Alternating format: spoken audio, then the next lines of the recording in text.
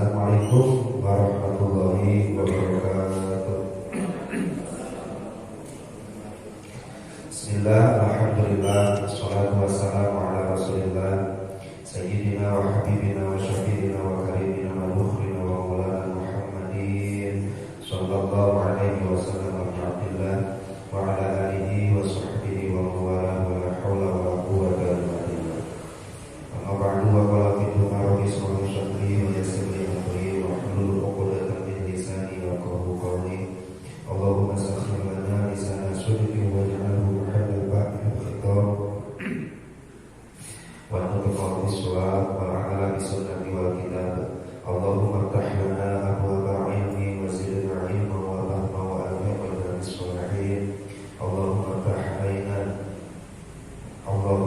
'alaina futuhal 'arifin bi hikmatika wanshur 'alaina rahmataka wa zakkirna ma nasina ya dzal jalali wal ikram walhamdulillahi rabbil alamin. Bapak-bapak sekalian, alhamdulillah pada kesempatan kali ini kita bisa bertemu kembali. Insyaallah pada kesempatan ini agak sedikit berbeda dengan kajian kita yang lalu, yang mana pada pembahasan kali ini kita akan sedikit membaca kitab atau membahas kitab tentang puasa, yang mana lebih kita perdalam atau lebih kita pelajari dari segi tasawufnya. Namun ya tetap seperti halnya kita mempelajari ilmu tasawuf, mempelajari batin, itu pun harus sesuai dengan syariat atau zahirnya. Tekaji ayat jelma ngaku-ngaku bertasawuf tapi dia tidak memakai ilmu fikih dalam beribadah sehari-harinya. Itu pengakuan yang bohong saja. Atau sebaliknya, ada orang yang menggeluti bidang ilmu fikih namun tidak bertasawuf. Nah, itu pun kurang sempurna dan kurang baik. Nah, kita coba sedikit mengkaji tentang kitab Asraris Shaum, rahasia-rahasia atau penjelasan-penjelasan yang ada di dalam kitab puasa ini. Yang pertama harus kita ketahui bahwa puasa ini adalah ruhul iman, seperempat dari keimanan. Kalau Bapak persentasekan bahwa keimanan itu ada 100%, tak 25% nanti ada di puasa. Kenapa bisa dikatakan seperti itu? Karena bi muqtada qaulihi sallallahu alaihi wasallam ada hal yang mendasari hal itu, yaitu dawuh Rasulullah sallallahu alaihi wasallam mengatakan as-shaumu nisfus sabri. Puasa itu setengah dari kesabaran. Puasa itu kan isinya kesabaran semuanya. Bahkan disebutkan oleh Kanjeng Rasul bahwa dengan melakukan puasa kita itu sudah mengambil setengah dari bagian orang-orang yang bersabar. Puasa setengah dari bersabar, sedangkan as-sabru nisful iman, sabar setengah dari keimanan. Lalu dikorek secara matematis, puasa setengah dari kesabaran, sabar setengah dari keimanan, maka akan keluarlah kesimpulan bahwa puasa seperempat keimanan.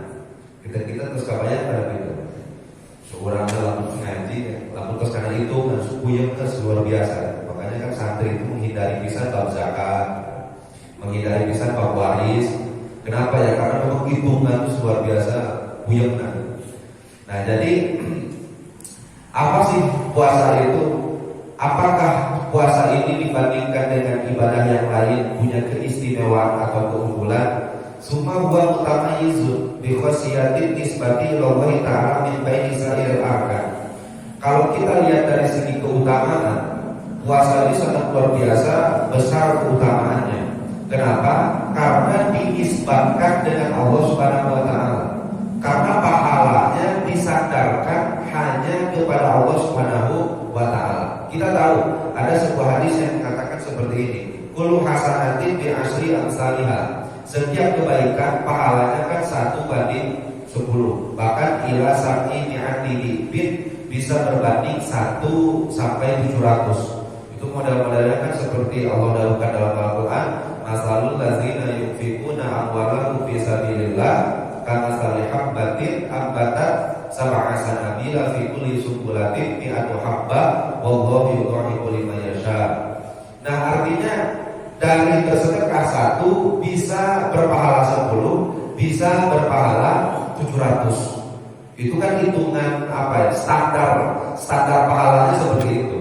Namun Allah dahulukan dalam keterangannya, "Fa'innahu illa siyama fa'innahu li wa ana azibi." Melalui lisan Rasul Allah terangkan kecuali puasa. Puasa mah ana azibi. Puasa mah untukku dan aku yang langsung akan membalas orang-orang yang berpuasa tersebut. Nah, itu dari segi keunggulan atau keutamaannya kita sudah tahu bahwa Allah yang langsung menyandarkan dirinya terhadap ibadah puasa. Kita lihat Baitullah. Baitullah itu artinya rumah Allah. Yang dimaksud adalah Ka'bah atau Mekah. Itu kalau dibandingkan dengan tempat-tempat yang lain, keutamaannya besar mana? Tentu kan besar Baitullah. Kenapa? Karena ada Allah di situnya, rumah Allah. Tapi pertanyaannya, apakah yang lain itu bukannya menanyain Allah? Selain Mekah, Madinah bukan Allah yang menciptakan, Indonesia bukan Allah yang menciptakan, atau tanah selain Mekah Allah yang bukan ciptakan. Itu juga tetap ciptaan Allah. Tetapi Allah Subhanahu wa Ta'ala tidak pernah menyandarkan dirinya kepada tempat selain Mekah. Nah, sehingga kelihatanlah bahwa Mekah itu sangat unggul, sangat utama, sangat luar biasa fadilahnya karena ada nama Allah di sampingnya. Pun sama ketika Allah Subhanahu wa Ta'ala mewajibkan ibadah kepada kita, mulai dari sedekah, wajib haji, wajib zakat, wajib puasa, wajib sholat. Tapi hanya satu-satunya amalan yang langsung ditindaklanjuti pahalanya oleh Allah Subhanahu wa Ta'ala dalam pahala berpuasa. Asa berlebihannya puasa kok bisa seperti itu pahalanya. Kalau kita baca lagi dalam beberapa keterangan bahkan ayat di dalam Al-Quran, Allah sebutkan innama yuwaffas shabiruna ajrahum bighairi hisab. Innama angin pastina yuwaffa akan diberikan ashabiruna orang-orang yang bersabar ajrahum pahalanya bighairi hisab tanpa ada standar hisaban sedikit pun. Artinya kan tadi 1/10, 1/700. Tapi bagi orang yang sabar, maka mereka sudah tidak lagi ada hitung-hitungan dengan Allah.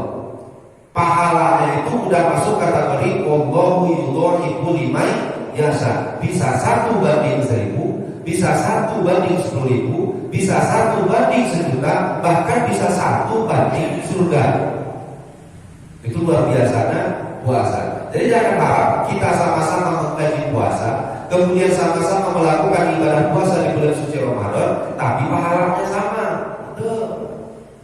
Mungkin ayah menang 10, ada yang menang 100, ada yang menang 1000, ada. Tergantung kesabarannya, tergantung kualitas puasa yang dia jalankan di bulan suci Ramadan.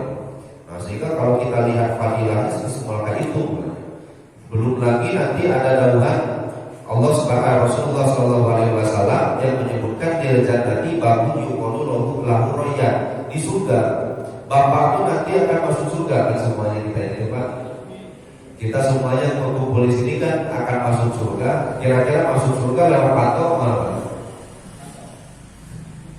Yang belum tahu lah, karena memang kan surga kali bagi kita. Ya sudah sajalah gambarannya bahwa surga itu nanti ada satu pintu, tapi pintunya jangan bayangkan seperti pintu masjid ini.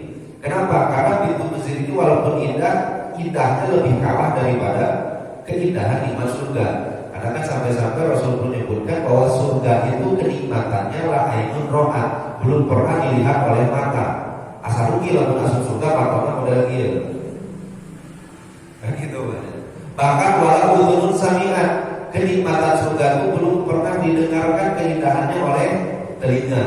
Bapak pernah melihat tidak sesuatu yang luar biasa menakjubkan di alam dunia? surga itu lebih dari itu. Bahkan wala khotorot bibalil basar, gak pernah terlintas di hati manusia keindahan dan kenikmatan yang nanti akan kita jumpai di dalam surganya Allah Subhanahu wa Ta'ala. Nanti sebelum kita masuk kompleks surga itu ada gapura, ada pintunya. Yang pintu itu kan itu namanya beda-beda. Ada pintu yang khusus dimasuki orang tahajud, ada pintu yang masuk oleh orang sedekah, ada pintu yang dimasuki oleh orang yang sedang sholat, ada pintu yang disebut pintu royan. Pintu royan ini layak huluhu ila so'imun, gak akan pernah dimasuki kecuali oleh orang-orang yang sedang berpuasa. Tapi aso'imunnya pakai alif lam. Puasanya yang kayak gimana? Puasa yang mencapai dan sesuai dengan standar yang telah ditetapkan oleh Rasulullah dan yang dikehendaki oleh Allah Subhanahu wa Ta'ala. Yang mana puasa standarnya Allah itu ialah puasa yang bisa mengantarkan seseorang bertakwa kepada Allah Subhanahu wa Ta'ala. Kalau kita kan kelasnya puasa yang telah setelah buka itu, kelasnya kita itu bawaannya apa ya? Tarawih. Dan kelas puasa kita gitu. Puasanya kita itu ialah puasa yang setelah buka bawaannya tubuh, yang setelah buka bawaannya hoream ngederes Quran, yang setelah masuk bulan Ramadan bawaannya teh hayang gerak-gerak pulang kampung, yang bawaannya teh hayang gerak-gerak 10 terakhir bulan Ramadan. Lek itikaf, rek ada gua THR. Juru bangsa motivasi orang berbahagia masuk bulan Ramadan itu beda-beda. Sehingga apa sih yang dimaksud so'imun seimun di sini? Standar yang dimaksud oleh Allah Subhanahu wa Ta'ala, karena kutiba 'alal ladzina min qablikum la'allakum tattaqun, yaitu puasa yang akibat dan wasilah dari puasa tersebut bisa menjadikan kita orang yang bertakwa. Jadi kan PR kita cuma satu, kan? Gimana caranya puasa tadi bisa cetak kita jadi orang takwa. Kira-kira kita udah jadi orang bertakwa belum ya? Udah belum ya? Insya Allah udah, saya yakin ya. Dia kopiah kan kemarin dia sudah takwa. Itu luar biasa. Nah, ada lagi lewat Rasulullah SAW. Ini kita masih lihat tampilannya, belum ke bab intinya. Kata Rasulullah SAW, "Ini parakatun dari qorihi wa parakatun dari qorihi." Orang puasa punya dua kebahagiaan. Satu, bahagia bunga ketika berbuka. Yang kedua, bahagia bunga ketika nanti berjumpa dengan Allah Subhanahu wa Ta'ala. Kebungaan yang kita buka itu ngelebihi kebungaan yang ada di alam dunia ini. Kenapa Pak? Bahkan kan kita rela menunggu dari jam 5 hanya untuk menunggu muadzin. Jadi gak ada lagi orang yang semangat ibadahnya ketika masuk bulan Ramadan itu melebihi kita. Kita kan biasanya kalau di bulan-bulan biasa kan gak pernah nunggu azan. Bulan Ramadan alhamdulillah semuanya nungguin azan. Luar biasa kita. Nah, bunga luar biasa, kebungaan itu masih kalah jauh ketika nanti Bapak bertemu dengan Allah Subhanahu wa Ta'ala yang Bapak buka dalam buku catatan amalan Bapak itu semuanya pahalanya sangat luar biasa banyak. Dan itu insya Allah mudah-mudahan sih kesambar bukan sadaya. Amin ya Allah ya Rabbal Alamin.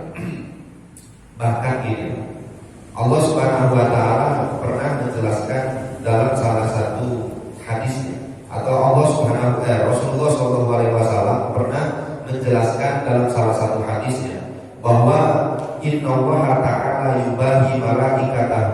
Allah Subhanahu wa Ta'ala sangat membanggakan dirinya, dalam tanda kutip. Allah membanggakan dirinya malaikatahu kepada para malaikat. Bisa bi'al-abidi, kalau ada seorang pemuda yang tukang ibadah. Ada pemuda, ada seseorang tukang ibadah, fayaqulu, maka Allah dawu ayyuhasyab at-tariku syahwatahu li ajri. Hei orang-orang, hei pemuda, hei orang tua yang telah meninggalkan syahwatnya karena perintahku.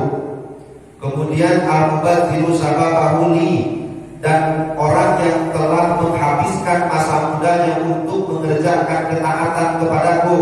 Maka kata Allah, anta inni ka ba'di malaikati, engkau tak ubahnya bagiku seperti sebahagian malaikat-malaikat. Luar biasa. Orang kalau sudah bisa melaksanakan ketaatan kepada Allah Subhanahu wa taala, maka Allah menyepertikan kita ini dengan malaikatnya Allah Subhanahu wa taala. Kira-kira pantas enggak Pak diberikan fadilah tersebut bagi orang-orang yang berpuasa? Dari mulai gak ada perundang-undangan atau standar minimal dan maksimal pahala bagi orang puasa, gak ada. Kalau kita baca Quran ada gak kira-kira? Ada standar minimal dan maksimalnya. Kalau orang puasa gak ada standar minimalis, gak ada standar maksimal pahala yang Allah berikan bagi orang-orang yang berpuasa. Bahkan sudah dipersiapkan oleh Allah Subhanahu wa taala nanti satu pintu bagi orang-orang yang berpuasa, pintu untuk memasuki surga. Bahkan Allah Subhanahu wa taala bagi orang yang taat, bagi orang yang puasa, ahli ibadah sudah diperkenankan, sudah diperumpamakan dengan sebahagian malaikatnya Allah Subhanahu wa taala. Kira-kira pantas tuh puasa mendapatkan fadilah yang luar biasa seperti ini? Pantas tuh? Sekurang-kurangnya ada dua alasan yang menyebabkan puasa kok bisa seperti itu. Yang pertama, anasoma kabur batarun. Puasa itu ibadahnya bukan menunaikan. Beda, kalau sholat kan ibadahnya menunaikan, kalau zakat kan ibadahnya menunaikan. Tapi kalau puasa ibadahnya meninggalkan. Laras meninggal. Saya mau kasih perumpamaan bagi Bapak. Kira-kira kalau ada orang yang resep maksiat, resep ibadah, besar mana pahalanya dia mengerjakan ibadah atau meninggalkan maksiat? Ini sama-sama wajib Bapak. Ijtinabul nawahi, menjauhkan diri dari hal yang diharamkan pun sama wajibnya dengan mengerjakan apa yang diperintahkan oleh Allah Subhanahu wa taala. Oke, kita jangan bahas dulu ganjaran mana lah. Repotnya lebih repot mana? Ngajauhkan maksiat atau menaikkan ibadah? Maksiat atau ibadah Pak? Maksiat. Balik aja ibadah mah bolong-bolong. Tapi tenang awal lah. Jawabnya adalah minimal seperti itu. Artinya menunaikan ibadah itu secara pengalaman, secara logika pun bisa. Itu lebih susah meninggalkan kemaksiatan daripada mengerjakan ibadah atau perintah Allah Subhanahu wa taala. Makanya kalau nanti Bapak menemukan keterangan sabar, sabar itu terbagi menjadi beberapa bagian. Ada sabar karena menghadapi musibah, ada sabar karena mengerjakan perintah, ada sabar karena meninggalkan kemaksiatan. Dan sabar meninggalkan kemaksiatan, fadilah dan pahalanya lebih besar daripada sabar dalam mengerjakan ibadah kepada Allah Subhanahu wa taala. Makanya kalau kita lihat puasa, sholat ibadahnya menunaikan, mengerjakan. Zakat pun sama, haji pun sama. Tapi puasa, ibadah yang asli hakikatnya dari puasa itu adalah kabun wa tarkun, meninggalkan sesuatu atau menahan diri untuk mengerjakan sesuatu yang notabene-nya gak akan ada yang tahu kecuali dirinya dan Allah saja. Sampai sini bisa dipahami. Sehingga wajar-wajar saja kalau memang Allah Subhanahu wa taala sudah persiapkan. Kalau bagi orang-orang yang berpuasa dan puasanya sesuai dengan kriteria yang Allah sebutkan, maka siap-siap orang tersebut akan jadi orang yang bertakwa dan akan menjadi orang-orang yang akan dimasukkan ke dalam golongan yang masuk surga. Dan mudah-mudahan kita termasuk salah satu di dalamnya. Yang selanjutnya, kenapa puasa itu bisa mendapatkan fadilah yang sangat luar biasa? Wasani annahu qahrun li adawillahi azza wa jalla fa inna wasilata syaitan la'anatuhu asyahawat. Bahwa puasa itu menjadi jalan untuk kita menekan derasnya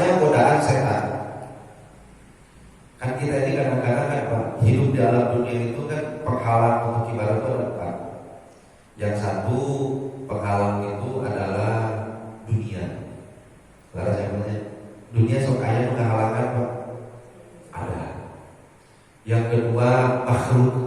Ari makhluk teh mulai bojo, dugi ka anak, dugi ka sahabat, tetangga, teman-teman dan lainnya. Ada yang menghalangi Pak? Ada. Yang ketiganya setan yang menghalangi. Nuka obatnya nafsu. Dari yang empat ini yang paling pamor yang mana?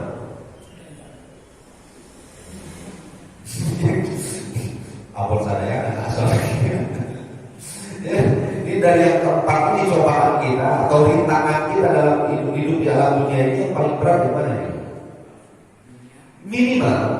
Minimal kalau kita dicoba dengan harta, memiliki harta, kita kan tinggal bersikap zuhud. Terus saya tanya, tapi itu memang susah juga. Atau kita nggak punya harta, kita tinggal memiliki sifat qanaah. Terus saya Pak. Kemudian ketika nanti dicoba dengan makhluk, kita pun sama berpegangan dan berkeyakinan bahwa apapun yang kita lakukan di alam dunia ini semuanya akan dibalas sesuai dengan kadar kebaikan yang kita lakukan. Bukan dilihat dari siapa istri kita, siapa bapak kita, siapa anak kita dan lain-lain. Semuanya akan mendapatkan sesuai dengan apa yang mereka kerjakan dalam dunia. Nah ini yang susah setan. Kalau bapak dengan dunia bisa zuhud, dengan makhluk bisa muslah, dengan setan gimana cara muslah? Bapak mau ke gunung, di gunung ada setan tuh. Di gunung ada setan tidak? Ada. Bapak mau muslah, bapak teh di kamar sendiri, saya mau pergi dari hidup pikuk keramaian dunia, mau bergaul dengan orang-orang yang enggak benar ataupun dengan orang-orang yang benar sekalipun, saya mau muslah, mau kapapur dalam muslahnya saya, mengamalkan dalam kitab hikam dia. Kita setan tetap bisa mengganggu atau enggak? Nutur. Artinya apa? Artinya setan itu memang benar-benar gak bisa lepas dari diri kita. Bahkan dalam beberapa keterangan Rasul pun pernah dahulukan, inna syaitana la yajri min bani Adam majrad dami. Setan itu saking dekatnya jaraknya dengan kita, dia itu mengalir di setiap aliran darah kita. Di mana ada darah kita, di situ setan guys ada. Luar biasa. Makanya kadang-kadang kan nuke keretakan di luhur, padahal maghrib kan disangka juri, disangka jin, disangka setan. Padahal jangan jauh-jauh dari jin, jangan jauh-jauh dari setan. Cukup tokong diri sendiri di dalam masa tanggul. Apa nyawa kapan gitu tahajud tadi muda der saraya setan mah. Nu tadi tarik ngaji tapi deui ulah ngaji ada aya kene anu sawal atuh. Aya kene minggu hareup teh setan nu nya. Setannya yang ngawas-waskeun, nafsunya ya ada cocok orang. Nafsunya besar, setannya komplotan. Lain dijual, mengalirkan sudah banyak, maka cocok bisa untuk semakin jauh dari Allah Subhanahu wa Ta'ala. Gimana caranya niatnya tuh supaya kita tuh rada-rada lah dari dunia bisa ngeleh ke makhluk bisa mengalahkan. Ya minimal dari yang dua musuh tersusah ini setannya bisa hilang. Cara salah satunya ialah dengan berpuasa. Salah satunya. Maka salah satu cara untuk bisa mengalahkan dan menekan penguasaan setan terhadap diri kita, maka ialah dengan menekan syahwat itu sendiri. Kenapa? Wa inna taqwa syahwatu bil ukli wasyurbi. Kita tahu syahwat akan semakin banyak, semakin besar, nafsu akan semakin besar, nafsu akan semakin banyak ketika kita banyak makan, banyak minumnya. Karena repotnya itu. Nah sehingga dengan adanya bulan puasa ini, dengan ada bulan puasa ini kita tekan makan kita tekan minum kita agar bisa mengalahkan setan yang menghingga di dalam diri kita. Saking banyak. Maka ada dalam Rasul kayak gini, inna syaitana la yajri min ibni adam majrad dam. Setan itu mengalir di aliran darah kita. Fatoyiku majariyahu bil ju'. Maka kalian sempitkan aliran darah itu. Buat setan itu tidak betah di dalam diri. Caranya satu, yaitu bil ju'i, dengan selalu merasa lapar.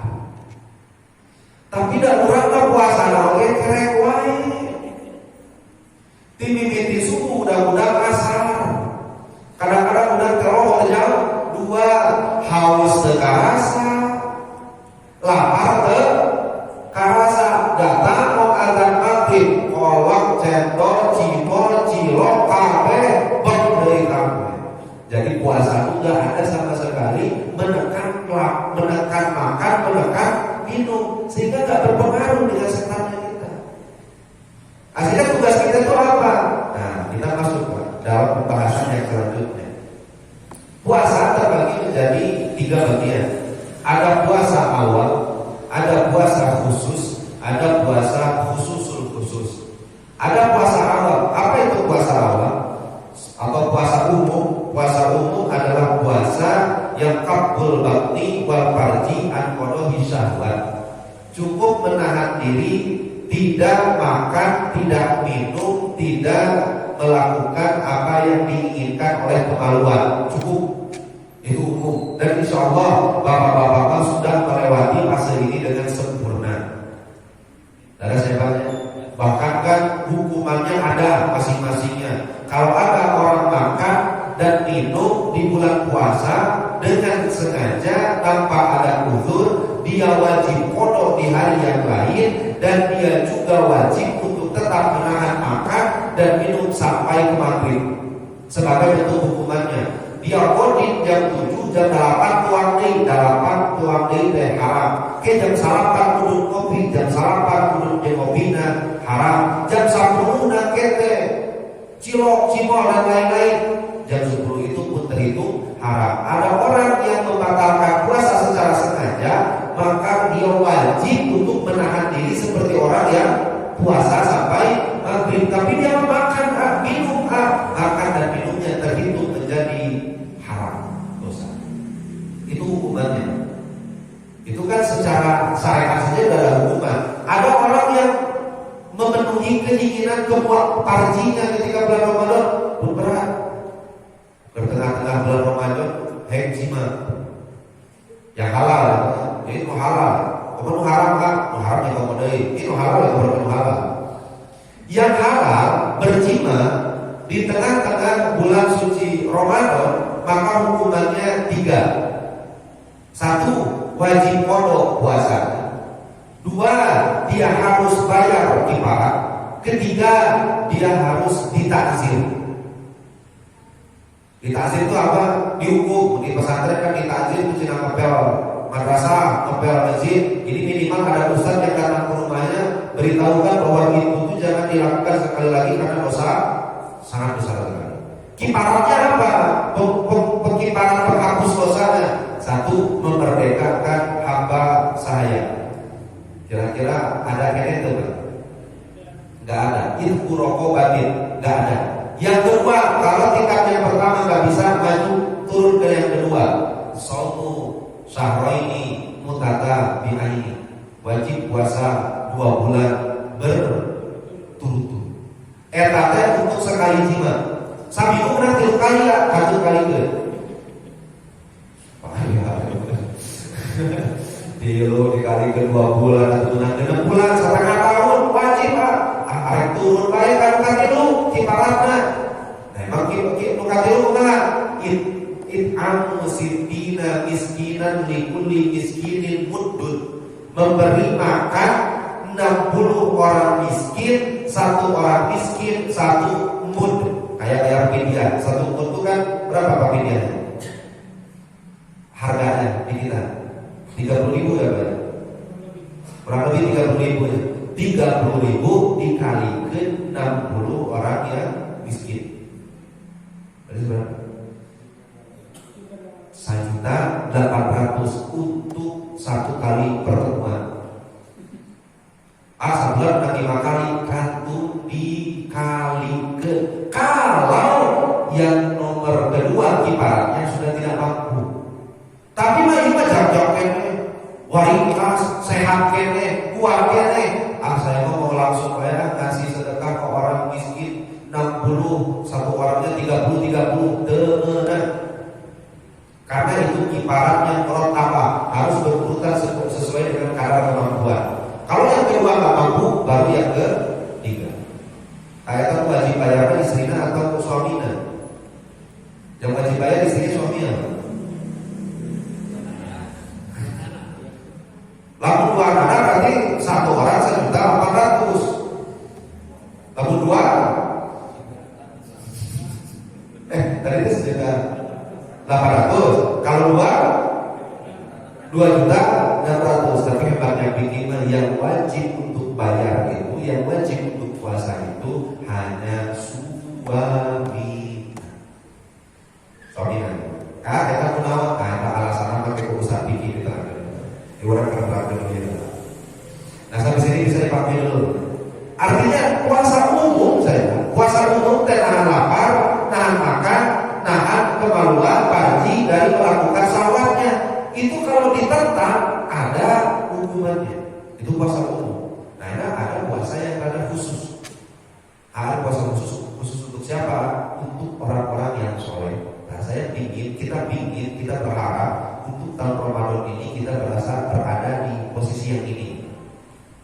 Apa puasa orang yang soleh itu? Kapus sami, menjaga pendengaran, wal basori mata, wal lisani lisan, wal yadi tangan, wal rijli kaki, wasair jawarihi anil asami, dan seluruh anggota badan dari berbuat maksiat ke Allah Subhanahu wa Ta'ala. Puasa itu artinya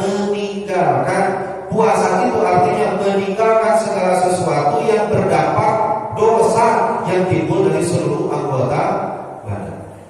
Makanya kan ada Rasulullah SAW pernah dahulu, ada orang yang puasa tapi puasa dengan dua, satu lapar, dua haus. Daerah mah puasa ngomong berbatur lanjut. Daerah mah puasa bak ambek kurang kuring-kuringan kabatur terus. Daerah mah puasa tapi bihewalun batur omongan anak lanjut. Lalu ngomong pasti lebih nyeriin batur, begitu hilang pahala. Artinya apa? Artinya puasa kita itu udah puasa seluruh anggota tubuh. Kita siap gak? Nanti insya Allah untuk mendapatkan makom ini kita nanti ada syaratnya. Nah mudah-mudahan sih benar mungkin ya, mudah-mudahan bisa keamal dan efektif. Nah ada puasa yang khusus. Nah ini mah kita sekadar tahu saja, karena puasa ini dilakukan oleh Nabi, oleh Rasul, oleh Korobin, oleh Wali. Nah begitu deh, yaitu basomul kolbi. Selain dari puasa yang tadi telah disebutkan, mereka pun hatinya puasa. Hatinya menahan anil himamin diniyati, dari keinginan-keinginan yang gak ada faidahnya, dari keinginan-keinginan yang bersifat hina, dari afkari ad-dunyawiyati, pikiran-pikiran yang bersifat duniawiyah. Mereka hanya hatinya terpaut dengan Allah dan hari akhir saja. Mereka hanya terpaut hatinya dengan Allah dan tentang kiamat, meninggal, dan lain-lain saja. Adapun urusan duniawi yang dengan urusan itu tidak ada hubungannya dengan akhirat, mereka tak pernah pikirkan itu. Jadi untuk yang khusus ini gak pernah mikirin dunia untuk berita HR semuanya begitu. Gak ada mikirin dunia untuk apa nanti kita sore makan buka pakai apa, gak ada pikiran gitu. Hati mereka hanya terpaut dengan Allah, hati mereka hanya terpaut dengan hari akhir. Nah model-model kayak gini batal puasanya bukan karena makan, bukan karena minum, tapi batal puasanya ketika hatinya lalai dari mengingat Allah. Kira-kira siap tuh makom? Iya. Nah, ini makomnya para mursalin, makomnya para anbiya, makomnya para robin. Dan mudah-mudahan kita sih, ya udahlah, kita mudah-mudahan sih sampailah ke makom yang kedua. Apa makom yang kedua tuh? Watama bisita diumurin. Kalau Bapak ingin naik derajat puasanya menjadi puasa yang khusus, puasa yang dilakukan oleh orang-orang yang soleh, maka pertama syarat yang harus Bapak penuhi ialah qadul basar waqabuhu anil ittisahi bin nadori ila kulli ma yuzam wa yukrahu wa ila kulli ma yusmilul qalba wa yulhi an dzikrillahi ta'ala. Yang pertama yang harus kita lakukan ialah menutup mata rapat-rapat dari setiap sesuatu yang dicela oleh syariat, dipikanewa Allah Subhanahu wa taala, bahkan menutup mata, menghindarkan mata dari melihat segala sesuatu yang bisa memalingkan diri kita daripada ingat kepada Allah Subhanahu wa taala. Kira-kira syarat pertama bisa tercukupi atau tidak? Jadi bulan puasa tahun ini usahakan mata kita tidak melihat sesuatu yang dihina, dicela oleh syariat, tidak melihat sesuatu yang dimurkai oleh Allah Subhanahu wa taala, tidak melihat sesuatu yang bisa memalingkan hati kita dari mengingat Allah Subhanahu wa taala. Kita siap untuk syarat yang pertama.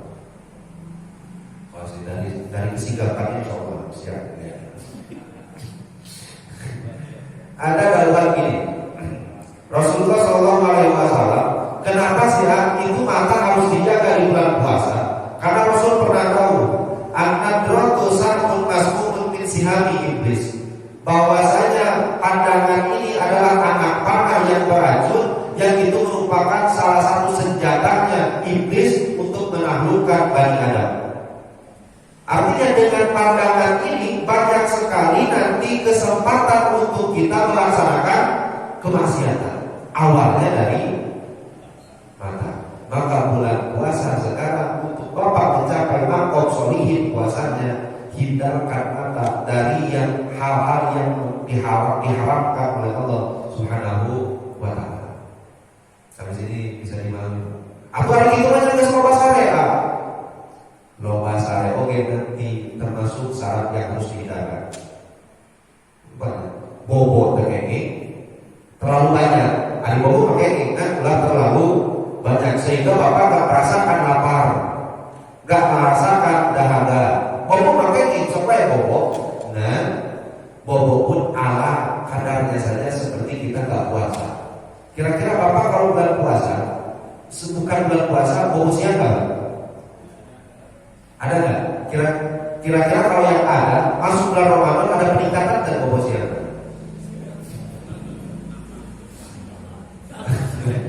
Oke.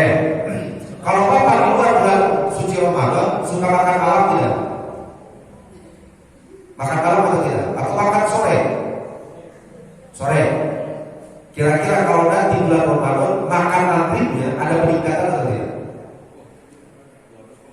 200%. Nah nanti kita lihat kenapa sih banyak puasa kita kok kesananya bukan makan laku takut. Karena ini syarat pertama, mata tutup rapat-rapat dari hal-hal yang diharapkan oleh Allah Subhanahu wa taala. Maka lanjutkannya Rasul, maka tarokaha khaufan min Allah, barang siapa yang meninggalkan melihat sesuatu khaufan min Allah, karena takut dari Allah, imanan ya Allah taala imanan yajidu halawatahu fi qalbihi, maka Allah akan berikan keimanan dalam hatinya yang ia akan rasakan manisnya. Kalau kita kan iman sekarang, iman terasa, iman insya Allah kita mukmin, tapi manis iman. Habis tuh, pahit. Tepahit kumaha waktu jam tilu kita dibangunkan keseger-segerna kenyenang-kenyangan bobo digugahkeun ku pamajikan, pahit habis. Pahit manis Pak. Pahit. Terus kertunduh-tunduhnya digugahkeun ku istri teh, Bapak berangkat masjid. Pahit. pahit manis. Jangan ketemu di masjid teh segera makan bobok deui. Tapi dari Allah jangan bobok pada suku, kamu segera cari nafkah bertebaran di muka bumi. Pahit manis. Engke teh balik di pagawean asar atau maghrib, kamu jangan santai-santai, kan itu mengazan maghrib kan masjid. Pahit manis. Pahit semuanya. Belum lagi seperti cobaan-cobaan yang pernah terjadi di golongan para sahabat. Cobaannya keseharian kita aja. Lamun terpaksa teh mah moal sih. Laras bahkan ada pepatah, diawali dengan keterpaksaan menjadi kebiasaan, menjadi kebutuhan. Kenapa harus dari keterpaksaan jelas sih? Karena orang tidak merasakan manisnya keimanan. Nah, kalau Bapak melihat sesuatu, kemudian sesuatu itu haram, sesuatu itu tidak elok secara syariat untuk dilihat, Bapak palingkan pandangan Bapak dari itu. Alasannya khaufan minallah, takut kepada Allah. Atahullahu imanan yajibu halawatahu biqalbihi. Allah berikan Bapak keimanan karena Bapak melakukan hal itu, keimanan yang Bapak rasakan kemanisannya, yang Bapak rasakan kenikmatan iman tersebut. Insya Allah mudah-mudahan syarat yang pertama ini terpenuhi. Insya Allah bisa ya Pak ya. Insya Allah. Kedua, untuk mencapai puasa yang khusus ini kita harus hifdzul lisan, menjaga lisan. Dijaga dari apa? Berbicara tidak ada manfaatnya. Menjaga dari apa lagi? Berbohong, ghibah, namimah, berbicara kotor, berbicara anu pihewaeun, berbicara anu permusuhan, bicara anu pigeurieun, membicarakan apa sehingga terdengar oleh orang lain. Itu semuanya harus dijaga. Ditambah wa ilzamu as-sukuta wa sukruhu bi zikrillah wa tilawatil Qur'an, dan memulazamahkan lisan untuk diam daripada berbicara tidak ada manfaatnya, atau gunakan untuk baca Quran atau berzikir kepada Allah. Kira-kira syarat kedua gimana Pak? Aman ya aman? Aman. Saya percaya bisa deh. Usulan saya yakin lah, bukan usulan Yus yakin bapak-bapak di sini mudah. Anu selanjutnya, bahkan Rasul pernah tahu innama shaumu junnatun, puasa itu bisa jadi benteng. Benteng dari apa? Benteng dari setan untuk di dunia, benteng dari api neraka untuk di akhirat. Maka katakannya Rasul, benteng itu jangan kamu rubuhkan, jangan kamu hancurkan. Gimana cara menghancurkannya? Maka kata Rasul, faida kana ahadukum sha'iman fala yarfas. Kalau kamu lagi puasa, jangan berbicara seenaknya, jangan kuning-kuningan, apek-apekan, jangan berbicara kotor dan lain-lain. Walaya jahal, jangan menyembunyikan status puasamu. Bisi ada orang wa ini berukun kota lahu osatamahu, ada orang yang menghina, ada orang yang ngajak berantem dan lain-lain. Cukup katakan ini imun, saya lagi puasa. Artinya kata-kata ini imun kan bermanfaat, berfaedah, bisa terhindar dari hal-hal yang dilarang oleh syariat. Maka selain dari itu, jangan pernah terucap dari lisan kita kata-kata yang tadi tersebut di atas. Kita siap yang banyak nomor ketiga, orang tidak dengar. Kamu sakti menghindarkan pendengaran. Repot itu. Berarti resep balajo YouTube, resep balajo sinetron, resep balajo TV, bulan Ramadan serta Ramadan. Kamu sakti menghindarkan pendengaran anil iskoi ila kulli makruhin, untuk mendengarkan segala sesuatu yang dicegah, yang dimurkai, yang dibenci oleh Allah Subhanahu wa ta'ala. Coba lisannya dijaga, matanya dijaga, pendengarannya pun dijaga. Kira-kira tiga ini kuatnya mau coba. Kuatnya banyak. Sebelum kita lanjut untuk yang tiga lagi, maka ada pertanyaan dulu atau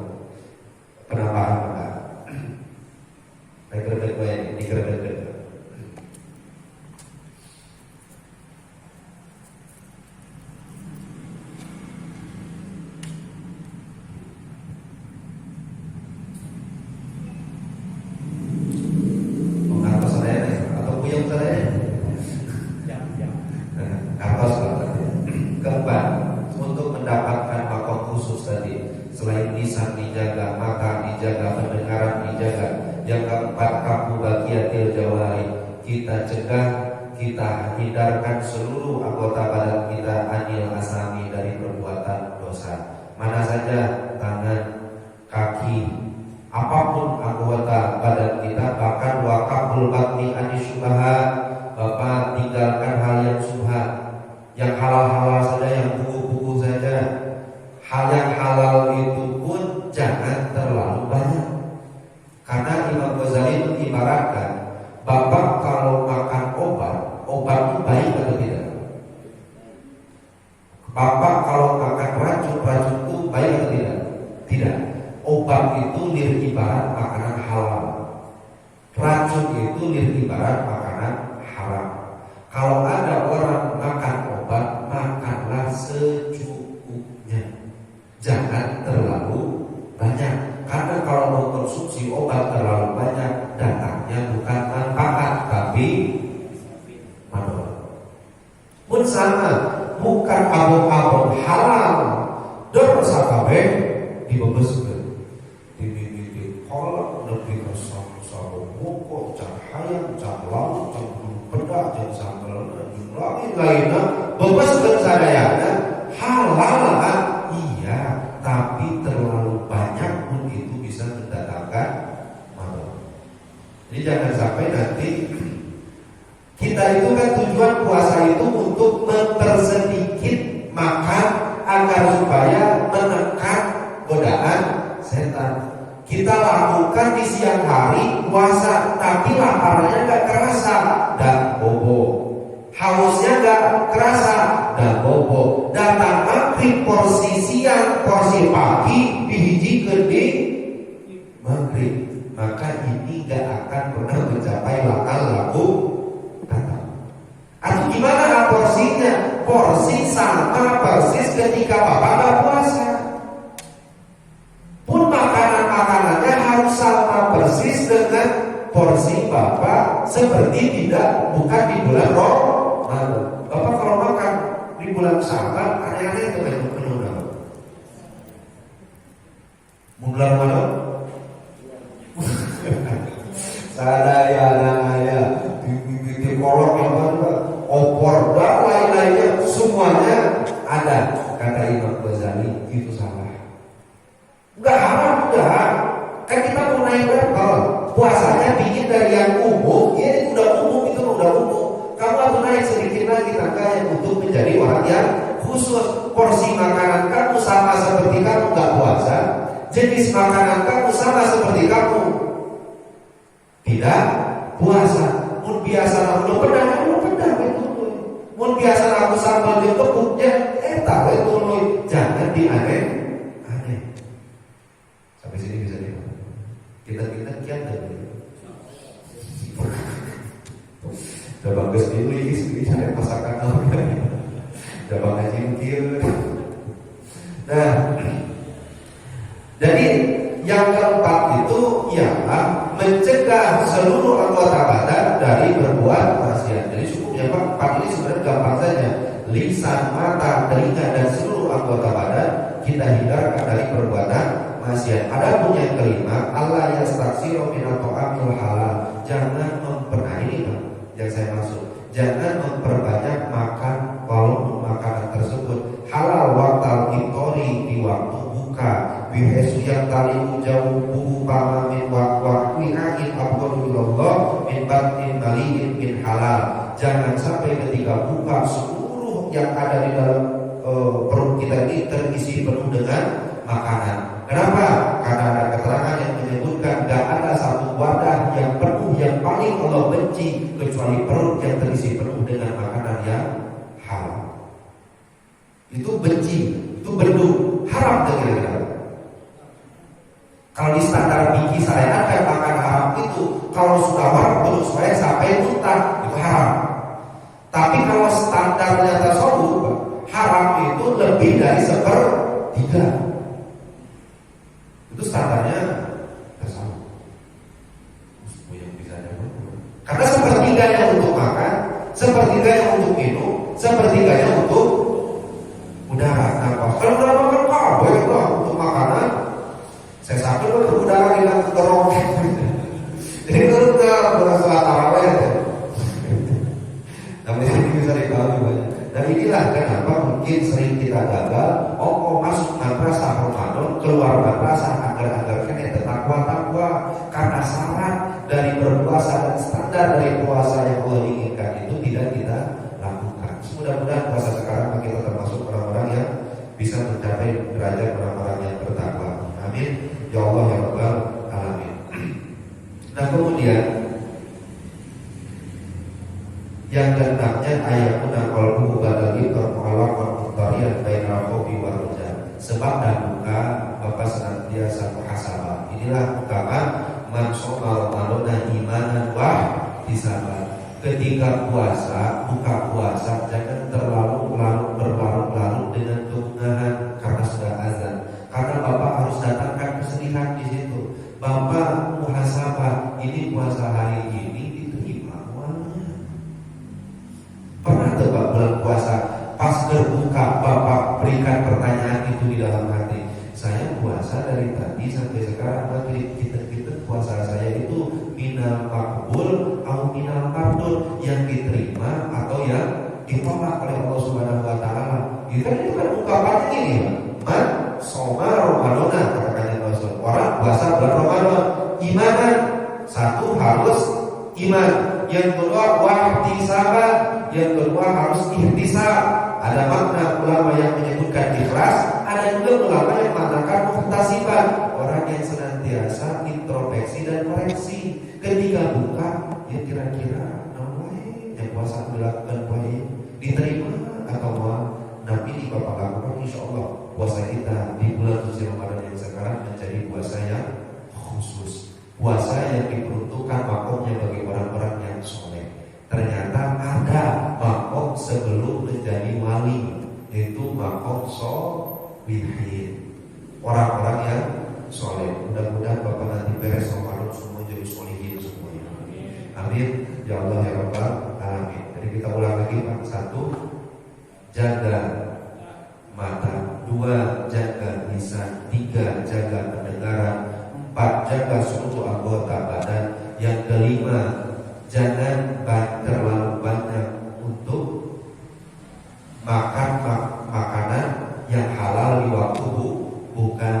Yang keenam, selalu introspeksi atau muhasabah, diterima atau ditolakkah ibadah puasa yang kita lakukan di bulan suci Ramadan. Ketika 6 syarat ini terpenuhi, insya Allah mudah-mudahan kita semua menjadi orang-orang yang soleh, orang-orang yang termasuk dalam doa Allah la'allakum tattaqun. Saya bukakan satu rahasia yang satu kehebatan Al-Quran.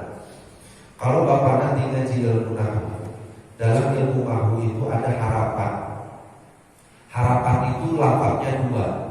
1 rojak diwakili dengan kata-kata la'alla.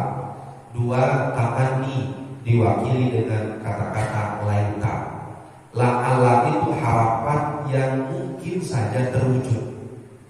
Laita itu harapan yang tidak mungkin terwujud. Contohnya kuntu laitani kuntu turoba. Laitani aku berharap untuk aku menjadi turoba, tanah. Kira-kira bisa tidak?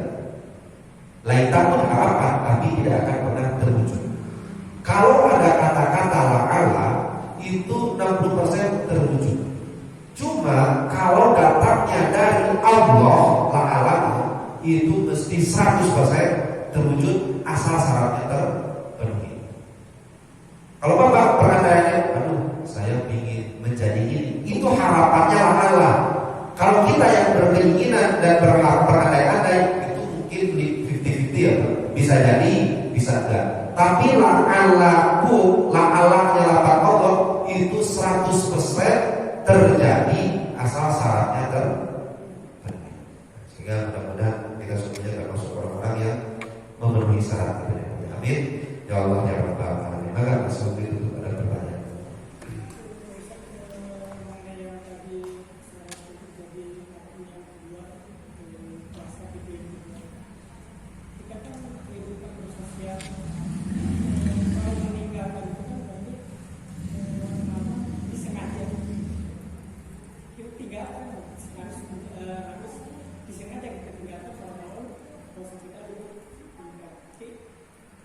kita, pendengaran kita, depan kita, yang tidak baik pasti terlihat.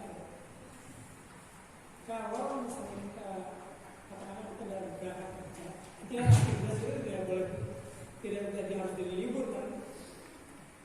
Pandangan kita melihat kafir yang tidak pantas untuk membuat, ya itu gimana? Ya. Itu juga hal-hal yang tidak disengaja katakanlah. Ya. Kedengaran melihat apa? Ada bahasa bahwa pandangan pertama itu rezeki dari Allah, tapi jangan diteruskan. Sampai-sampai ada yang berkata itu kalau terijab itu belum haram. Musamman menang terijab berarti haram. Itu sebenarnya nggak ada yang kayak gitu. Yang dimaksud itu adalah nadratul ula. Kalau bapak pergi bekerja, sekarang kan zamannya kita itu jangankan keluar rumah, di rumah saja potensi buat maksiat itu banyak.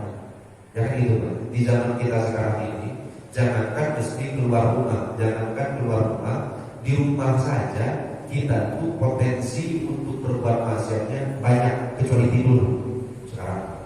Hanya satu-satunya keadaan di zaman akhir orang nggak bisa maksiat cuma tidur. Bapak bisa maksiat tidur? Bisa maksiat tidur. Bisa tidur maksiat maksudnya. Mana balik maksiat? Bisa nggak? Nggak bisa. So kalau mau bapak nyebutan logika anak, nggak bisa orang kan tidur maksiat, nggak bisa. Tapi saya mau tanya, bapak bisa nggak kan ngaji maksiat? Lagi sholat maksiat, lagi puasa maksiat, lagi baca Quran maksiat, bisa. Artinya jangankan dari hukum atau sosial yang terjadi di akhir zaman ini, bahkan benar-benar ketika kita di dalam rumah pun potensi untuk berbuat maksiat itu banyak. Nah, saya itu orang kerja, kemudian di jalan saya bertemu dengan orang. Lihat ke kanan, katingali ping-ping, tinggali ke kicap, katingali bujur, tinggali ke depan, wah semuanya kelihatan. Artinya tidak sengaja. Adapun datangnya dari ketidaksengajaan itu dari pandangan pertama langsung kita pengol, harus kita olehkan, harus kita hindarkan. Adapun kalau pas pandangan pertama kita ada masalah yang kayak gitu. Artinya bukan banget. Yang bapak kalau melihat yang seperti itu, sahwatan ataupun kesahwatan itu gak ada kayak itu. Artinya gak ada syarat. Mau sahwat ataupun tidak, ya haram. Bahkan bisa menggerogoti pahala berpuasa kita. Jangankan yang haram dilihat, yang halal dilihat pun bisa jadi haram kalau pakai sahwat. Sehingga bulan-bulan Ramadan kan bagian ibu-ibu ini yang digoda oleh setan, sehingga yang tadi warung bulan Ramadan tulis pakai. Pas pulang dari masjid itu kan sholat subuh ningali pamajikan sendiri itu sahwat. Kalau dilihat diteruskan itu dosa. Artinya apa? Peluang dan kesempatan itu ada, tetapi tugas kita ketika pandangan pertama hindarkan. Pandangan pertama hindarkan. Itu kalau pandangan. Kemarin kalau pendengaran, ini ada hadis. Al-muqtad wal mustaqi sarikani bil rizki. Ada orang lagi gibah.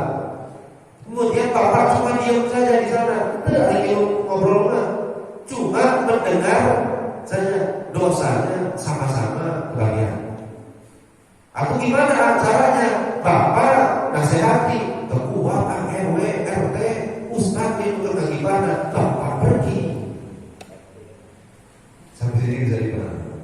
Nah artinya apa? Artinya kalau kita tidak bisa menghindarkan hal memberikan nasihat, langsung kita hindari. Itu untuk pendengar.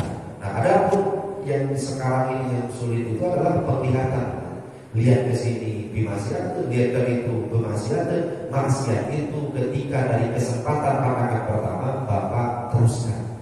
Kenapa? Karena untuk pandangan yang pertama itu bukan karena ikhtiar kita dan kita nggak tahu, tapi pandangan dari detik kedua dan seterusnya itu bentuk ikhtiar kita mau teruskan atau palingkan. Nah disitulah terhitungnya dosa